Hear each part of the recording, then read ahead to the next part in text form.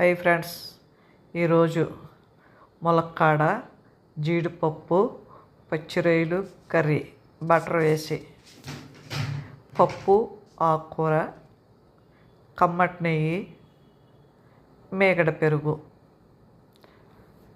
మీతో పాటు నేను లంచ్ చేద్దాం రండి ఫ్రెండ్స్. ఇదే ఈరోజు లంచ్.